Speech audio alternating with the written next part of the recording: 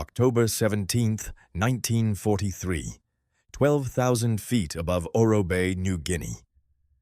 Lieutenant Thomas McGuire scans the sky from his P-38 Lightning cockpit. The morning sun glints off his canopy. Below, emerald jungle stretches to the horizon. Ahead, Japanese bombers approach with their Zero fighter escorts. Then he sees it. A lone P-38 trailing smoke. 7 Japanese Zeros closing in like sharks circling wounded prey. The smart move, the move every training manual says to make, is to turn for home. McGuire's own aircraft is already damaged from his first engagement minutes earlier. His controls are compromised. He's alone, 7 against 1. But McGuire doesn't think about the smart move. He thinks about the pilot in that smoking P-38. Someone's son, someone's friend, someone who has maybe 30 seconds to live unless somebody does something. McGuire pushes his throttles forward and dives straight into 7 enemy fighters. What happens in the next 60 seconds will nearly kill him. What happens in the next 18 months because of a piece of engineering that should have existed from day one will determine whether America's most lethal fighter in the Pacific lives up to its potential or continues killing the pilots who fly it. This is the story of how one modification transformed the P-38 Lightning from a troubled aircraft into the Zero killer that produced more American aces than any other fighter in the Pacific. And it all comes down to hydraulics.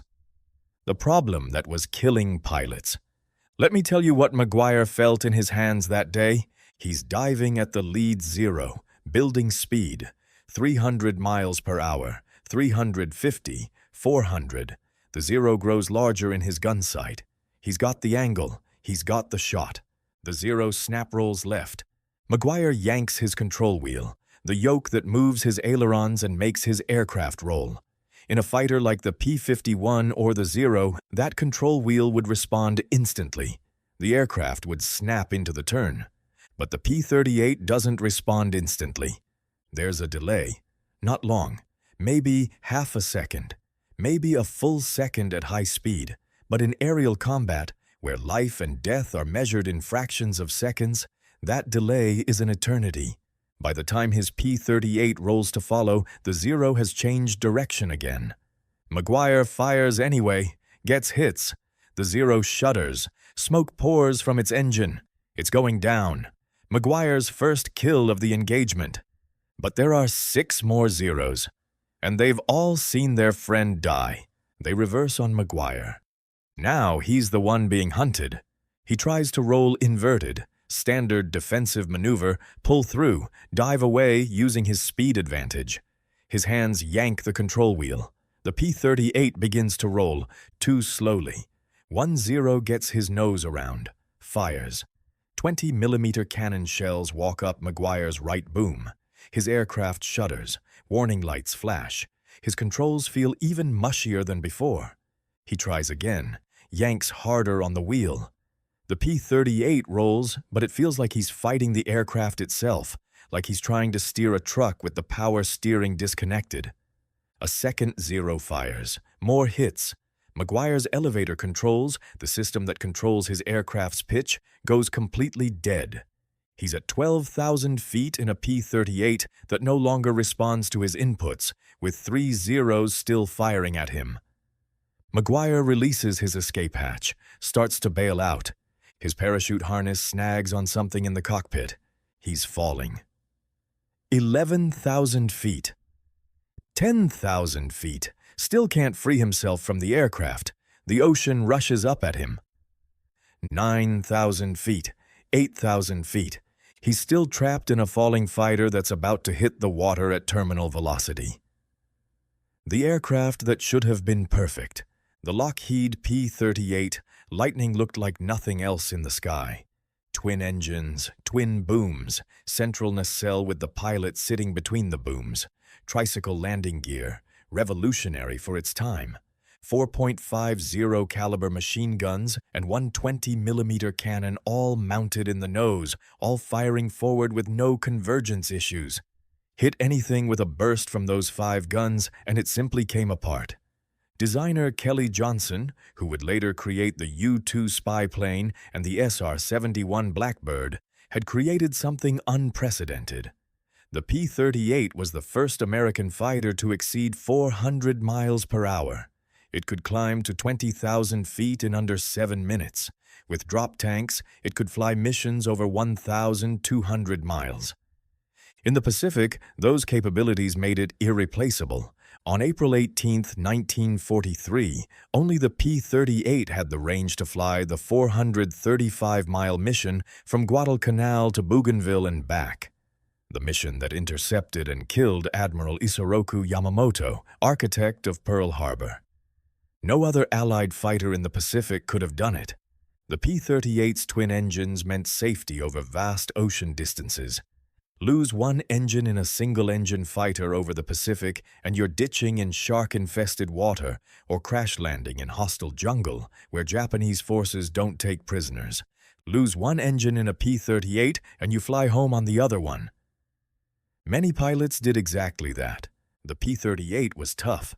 It could absorb battle damage that would destroy other fighters and still bring its pilot home. But it had two critical flaws that were killing pilots every single day. The first was compressibility. In high-speed dives, exactly the attack profile American doctrine emphasized, the P-38 would lock up. Shockwaves forming over the wings at near supersonic speeds would disrupt airflow over the tail, pitching the nose down uncontrollably. Test pilot Ralph Verdon died on November 4, 1941, when he couldn't pull out of a high-speed dive. The aircraft disintegrated. That was 2 years before McGuire's near-death experience. The solution, dive recovery flaps, wouldn't reach most combat units until 1944. The second flaw was what nearly killed McGuire that day over Oro Bay. The P-38's ailerons, the control surfaces that make the aircraft roll, were heavy, very heavy. At combat speeds, moving them required tremendous force. The problem was fundamental to the design. The control cables ran from the cockpit through the twin booms to the tail section, then forward through a complex system of pulleys to the wing control surfaces, long cable runs, multiple bends, multiple connection points. At high speeds, when aerodynamic forces loaded the ailerons, the control wheel required both hands and serious muscle to move. Pilots had to fight their own aircraft. In that fight with the Zeros, when McGuire needed his P-38 to roll instantly so he could evade enemy fire, the aircraft responded like it was moving through mud. That delay between control input and aircraft response was the difference between evading and getting shot. McGuire got shot. The Zero that shouldn't have been so deadly. The Mitsubishi. A 6M0 represented completely different design philosophy, where the P-38 prioritized firepower, speed, and survivability. The Zero prioritized one thing above all else: maneuverability. Designer Jiro Horikoshi had been given an impossible task in 1937. Create a fighter with range to escort bombers deep into China, climb rate to intercept enemy bombers, and agility to dominate dogfights. His solution was radical: strip away everything non-essential. No armor protection for the pilot, no self-sealing fuel tanks. Structural components designed with minimal safety factors. Advanced aluminum-zinc alloy that provided strength at minimal weight. The result was an aircraft with extraordinarily low wing loading, the weight supported by each square foot of wing. Low wing loading meant the Zero could change direction with minimal energy loss. It could pull tighter turns than anything in the sky. Its stall speed was below 70 miles per hour. Experienced Zero pilots could practically pivot in place. Captain Eric Brown, the Royal Navy's chief test pilot, flew captured Zeros after the war. His assessment: "I don't think I have ever flown a fighter that could match the rate of turn of the Zero." It had ruled the roost totally and was the finest fighter in the world until mid-1943. But the Zero had severe limitations. Above 180 miles per hour, its maneuverability degraded significantly. It couldn't dive fast. It couldn't roll quickly to the right due to propeller torque, and it was fragile. One burst from a P-38's concentrated nose armament could turn it into a fireball. American pilots learned these weaknesses through bitter experience. The doctrine was clear. Don't dogfight Zeros. Use your speed. Use your diving ability. Attack from altitude. Fire. Extend away. Never let them drag you into a turning fight. But when a Zero reversed on you at close range, when you needed to roll inverted and dive away instantly, the P-38's poor roll response gave the Zero just enough time to get its nose around and fire. The statistics were brutal. From July through August 1943, the exchange ratio in the Southwest Pacific was roughly 2 Japanese fighters destroyed for every P-38 lost. For an aircraft that should have dominated through superior firepower, armor, and speed, the Lightning was barely holding its own. The race of aces. By late 1943, 2 P-38 pilots were emerging as America's deadliest fighter pilots, Richard "Dick" Bong and Thomas McGuire. Bong was a farm kid from Poplar, Wisconsin, quiet, methodical. He arrived in the Southwest Pacific in November 1942 and scored his first kill flying a P-38F in December. Bong had an unusual style. He would fly directly at his targets, closing to near-suicidal range before firing. He flew through the debris of aircraft he'd shot down. Once, he collided with a Zero and claimed it as a probable because he couldn't confirm the crash. General George Kenney recognized Bong's value both as a combat pilot and as a symbol. Kenney rotated Bong between combat duty and stateside war bond tours, keeping him in the public eye while managing his combat exposure. On April 12, 1944, Bong broke Eddie Rickenbacker's World War I record of 26 victories. Rickenbacker sent him a case of scotch. General Hap Arnold, knowing Bong didn't drink alcohol, sent Coca-Cola. McGuire was different, more driven, more competitive. He desperately wanted to surpass Bong's score. McGuire was technically proficient, tactically sound. He wrote the 5th Air Force Manual on fighter tactics. He became operations officer of the 475th Fighter Group, Satan's Angels, and led by example. But McGuire had already come within seconds of dying because of the P-38's control response problem.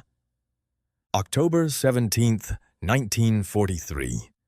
The engagement over Oro Bay. McGuire dove into 7 Zeros attacking that lone P-38, shot down 3 in rapid succession. The remaining 4 Zeros then focused everything on him. They severely damaged his aircraft. His controls were hit. McGuire decided to bail out. His parachute harness snagged in the cockpit. From 12,000 feet to 5,000 feet, McGuire struggled to free himself from the stricken fighter.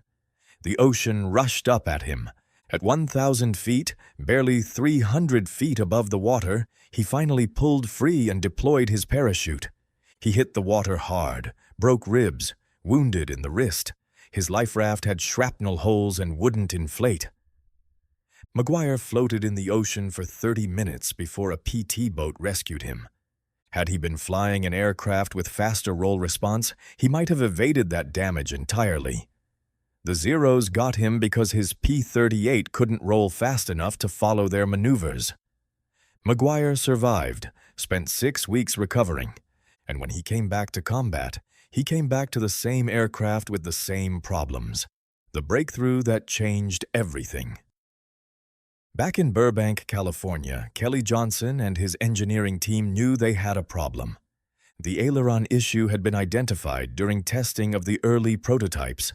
At high speeds, the ailerons became heavy and unresponsive. Pilots reported needing both hands on the control wheel to generate rapid rolls. Johnson's team tried everything: different aileron geometries, differential aileron travel, adjusted cable tensions, modified pulley arrangements. Nothing solved the fundamental problem. At high speeds, aerodynamic forces on the control surfaces were simply too great for manual control. The breakthrough came from an emerging technology: powered flight controls.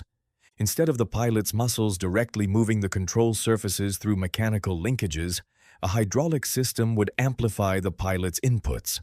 The pilot would still move the control wheel, but hydraulic actuators would do the heavy lifting, moving the ailerons against the aerodynamic loads.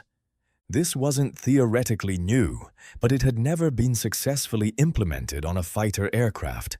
The engineering challenges were substantial. The system had to be reliable, responsive, and fail-safe. It couldn't add excessive weight. The feedback to the pilot had to provide adequate feel so he wouldn't over-control the aircraft. Lockheed's engineers began serious development work on hydraulically boosted ailerons in early 1943. The system they designed was elegant: a small, hydraulically actuated bell crank and push-pull rod connected to the aileron control linkage. When the pilot moved the control wheel, the hydraulic booster amplified that input, moving the ailerons with far less force required from the pilot. The system was selectable. Pilots could turn it on or off via a cockpit switch. At low speeds, where aileron forces were light, pilots would typically fly with the boost off, maintaining normal control feel. At speeds above 200 miles per hour, where aileron forces increased dramatically, pilots would engage the boost system. The difference was transformative. With the boost system activated, the P-38's ailerons required only 17% of the force previously needed. The aircraft's roll rate improved dramatically, particularly at high speeds where it had been most deficient. Testing showed that P-38s with hydraulically boosted ailerons had some of the highest roll rates of any fighter in the world at high speeds. The sluggish, truck-like handling disappeared. The Lightning finally responded the way its pilots needed it to. There was just one problem: timing. The delay that cost lives. The P-38J model, with improved engines and intercooler system, entered production in August 1943. But the hydraulically boosted ailerons wouldn't appear until the P-38J-25 production block. The first P-38J-25 aircraft didn't come off the assembly line until early 1944. That's 6 months after production began. 6 months where pilots flew and died in P-38Js that lacked the system that would have saved their lives. Meanwhile, pilots were screaming for help. General George Kenney, commanding the 5th Air Force, considered the Lightning his best fighter for the challenging Pacific environment. He wanted every P-38 he could get, but Washington prioritized Europe. The 8th Air Force, preparing for the strategic bombing campaign against Germany, got priority allocation. The War Production Board was adamant. Production could not be interrupted. Every modification had to be implemented while maintaining maximum output. There would be no line stoppages to retrofit earlier aircraft. New features would be added to the production stream as they became available, but aircraft already built would go to combat units as is. This created a bizarre situation. From August 1943 through early 1944, Lockheed was producing hundreds of P-38Js every month. These were vastly improved over earlier models: better engines, better cooling, more fuel. But they still had the old aileron system that pilots hated. Lockheed developed retrofit kits. In late 1943, they assembled several hundred sets of dive recovery flaps and aileron booster components specifically for P-38s already in the European and Pacific theaters. The plan was to ship these kits forward so maintenance crews could modify aircraft in the field. In March 1944, disaster struck. A Douglas C-54 Skymaster cargo aircraft carrying 200 dive flap kits bound for P-38J units in England was shot down over the English Channel. An RAF pilot thought the C-54 was a German Focke-Wulf FW-200 Condor. The kits were lost. The modifications those kits would have enabled, modifications that would have saved pilots' lives, went to the bottom of the channel. This coincided with Lockheed test pilot Tony Levier's tour of 8th Air Force P-38 bases. Levier flew a specially modified Lightning, essentially a P-38J-25, with all the latest improvements including boosted ailerons and dive flaps, and performed maneuvers that regular P-38 pilots had been told were suicidal. Imagine being a combat pilot watching a test pilot effortlessly demonstrate aerobatic maneuvers in a P-38 that looked just like yours, but performed like a completely different aircraft. The message was clear and demoralizing. The aircraft they were flying into combat wasn't the aircraft Lockheed could build. They were fighting with obsolete equipment while better versions existed back in California. The transformation. The hydraulically boosted ailerons finally entered production in June 1944, with the last 210 P-38Js and all subsequent P-38L models. By then, over 2,000 P-38Js had been built and delivered without the boosted ailerons. Most of those aircraft served their entire combat lives with the heavy, sluggish controls that made them vulnerable in turning engagements. But when the P-38J-25 and P-38L finally reached combat units in mid-1944, pilots immediately noticed the difference. Pilots who had fought in earlier P-38 models described the boosted ailerons as revolutionary. The aircraft finally rolled the way they needed it to. High-speed maneuverability improved dramatically. The Lightning could now execute the aggressive, dynamic fighter maneuvers that pilots had been attempting all along. One pilot who transitioned to a P-38L later recalled, "It was like someone had removed invisible weights from the control system. The airplane finally did what I wanted it to do, when I wanted it done. I could roll with anybody. That confidence changes everything." Combined with the dive recovery flaps, which solved the compressibility problem, the late-model P-38s were formidable aircraft. They could dive after enemy fighters without fear of losing control. They could roll into defensive maneuvers instantly. They had the firepower, armor protection, and speed to dominate most opponents. The statistics prove it. In July 1943, before the improved models reached combat units, American forces in the Southwest Pacific were losing approximately 2 P-38s for every 3 Japanese fighters destroyed, a roughly 1.5 to 1 kill ratio.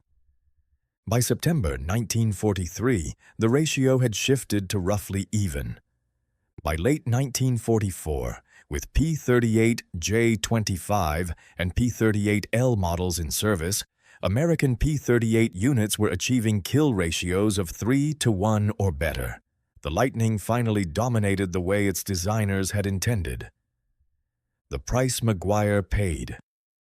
Thomas McGuire survived his October 1943 near-death experience. He returned to combat, kept scoring victories. By late December 1944, McGuire had 31 confirmed kills. Richard Bong had 40. Bong had been pulled from combat and sent home. McGuire saw his chance to become America's top ace. On December the 25th and 26th, 1944, McGuire shot down 7 Japanese aircraft in just 2 days over Luzon in the Philippines. He was now at 38 kills, just 2 behind Bong's record. General Kenny grounded him temporarily. He didn't want McGuire breaking Bong's record while Bong was stateside doing publicity tours. It would overshadow Bong's homecoming. On January 7, 1945, Kenny let McGuire fly again. McGuire led a flight of 4 P-38s on a fighter sweep over Negros Island in the central Philippines. Their mission: find Japanese fighters, score victories, let McGuire break the record. Descending through clouds, they spotted a lone Japanese Ki-43 Oscar fighter near the Manapla airfield. The Oscar immediately engaged them. Its pilot was Warrant Officer Akira Sugimoto, an experienced aviator and instructor. In the swirling dogfight, Sugimoto got on the tail of McGuire's wingman, Captain Edwin Weaver. McGuire eased up to draw Sugimoto off Weaver, sacrificing his tactical position to save his wingman. Sugimoto took the bait and switched his attack to McGuire. As Sugimoto approached from behind, McGuire rapidly increased his turn rate. This was an extremely dangerous maneuver. McGuire was at only 300 feet altitude. He was violating his own tactical doctrine: never engage in low-altitude turning fights. And critically, he still had his drop tanks attached. The extra weight and drag from the drop tanks, combined with the violent maneuver, caused McGuire's P-38 to stall. It snap-rolled inverted and nosed into the ground. McGuire was killed on impact. He was 24 years old, 2 victories short of breaking Richard Bong's record. Had he jettisoned his drop tanks before engaging, standard procedure that he himself had written in the 5th Air Force Tactical Manual, the aircraft's lower weight and altered center of gravity might have prevented the stall. Or had he been flying an aircraft with even better control response, had the aileron improvements come even sooner, he might have had the margin he needed to recover. We'll never know. What we do know is that McGuire died doing what he'd done over Oro Bay in October 1943, sacrificing his tactical advantage to save a fellow pilot. The Filipino guerrillas who witnessed the crash ran to the site and removed McGuire's body from the wreckage.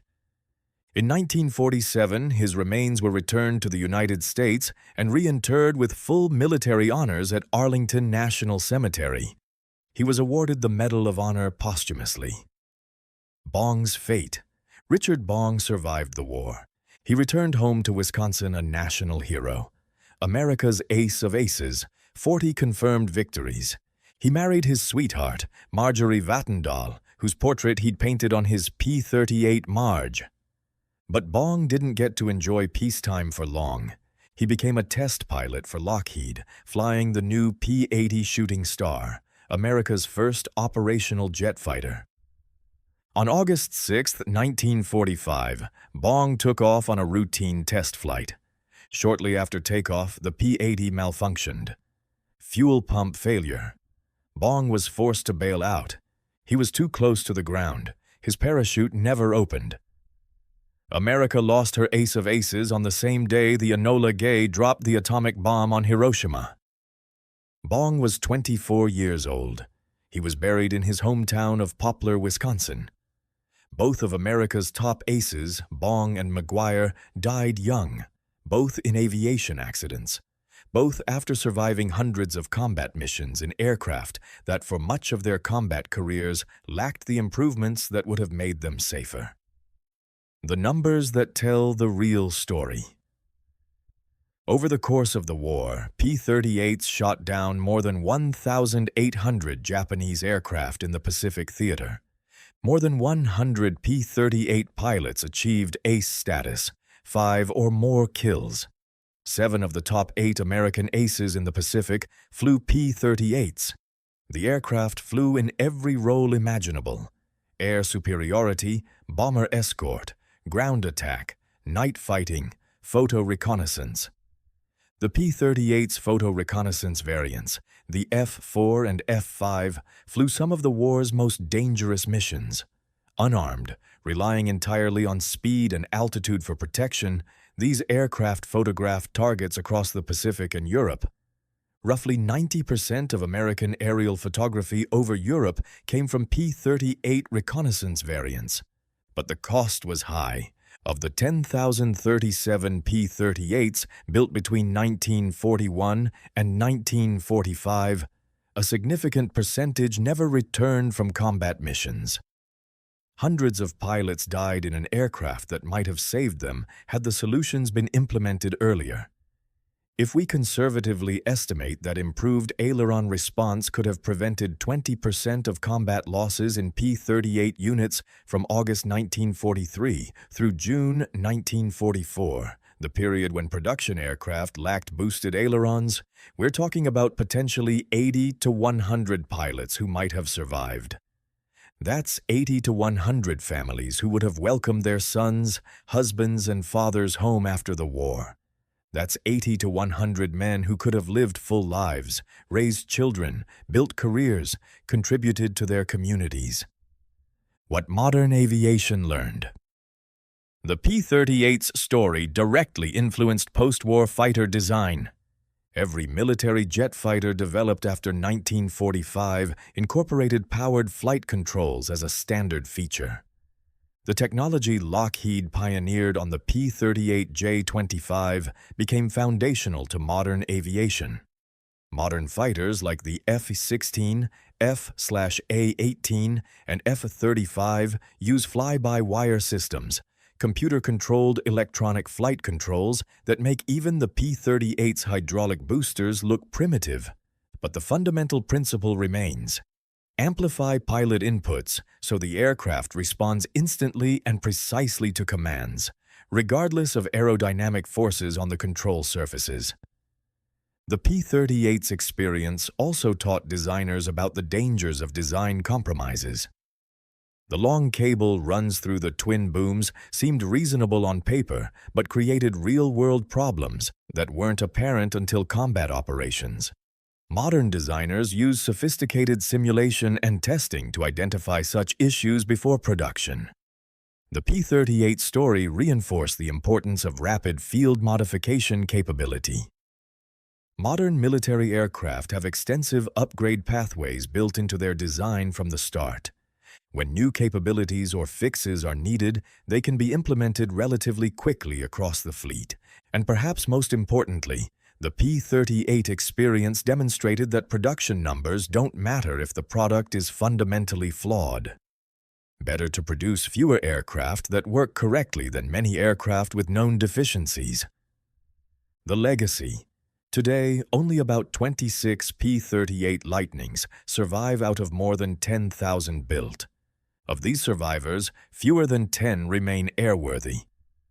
One of the most famous survivors is Glacier Girl, a P-38F recovered from beneath 268 feet of ice on the Greenland ice cap in 1992. The aircraft had made an emergency landing on the ice in July 1942. A team spent 10 years recovering and restoring it to flying condition.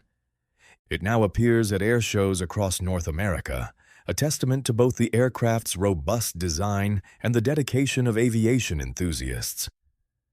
When a restored P-38 fires up its engines, when those twin Allisons roar to life with their distinctive counter-rotating propellers, when the aircraft taxis out with its unique tricycle landing gear, when it climbs into the sky with its dramatic twin-boom silhouette, it's impossible not to think of the men who flew these machines in anger. Men like Thomas McGuire, who dove into 7 enemy fighters to save a fellow pilot and nearly died because his aircraft couldn't roll fast enough. Men like Richard Bong, who survived 40 combat victories only to die testing the next generation of fighter aircraft. Men like the hundreds of other P-38 pilots who flew early models without hydraulically boosted ailerons, who fought and often died waiting for a modification that should have been there from the start. The real lesson. The P-38. Lightning was not a perfect aircraft. It entered service with significant design flaws that took years to correct. It demanded more from its pilots and maintenance crews than many could deliver. It cost nearly twice what a P-51 Mustang cost. But when properly developed and flown by experienced pilots, the Lightning was formidable. It dominated the Pacific theater. It executed missions no other aircraft could attempt. It produced more American aces than any other fighter type in that theater. The hydraulically boosted aileron system represents both a triumph of engineering and an indictment of bureaucratic inertia. The fact that such an obviously necessary modification took so long to reach combat units reflects the inherent tension between production demands and perfection in wartime. Engineers knew the problem existed. They knew the solution. But the War Production Board said production couldn't stop. Washington said Europe had priority. Lockheed said they were overwhelmed. And pilots kept dying. This is the real story. Not a simple tale of heroic engineering or pilot skill, but a complex, nuanced story of innovation, bureaucracy, combat, loss, and eventual triumph. It's a story that reminds us that progress is rarely linear, that solutions don't always arrive when needed, that real people pay the price for institutional failures, The next time you see a P-38 at an air show, remember, you're seeing an aircraft that was both ahead of its time and tragically behind schedule. You're seeing a fighter that should have dominated from day one, but took years to reach its full potential. You're seeing a machine that killed the men who flew it, even as it killed the enemy. And most importantly, you're seeing a memorial to the pilots who flew before the solutions arrived. The pilots who fought and often died in P-38s that couldn't quite do what they needed. They deserved better. They earned our memory. Please take a moment to hit that like button. It helps us share more forgotten stories from the Second World War. Subscribe to stay connected with these untold histories. Each one matters. Each one deserves to be remembered. And we'd love to hear from you. Leave a comment below telling us where you're watching from. Our community spans the globe. From veterans to history enthusiasts, you're part of something special here.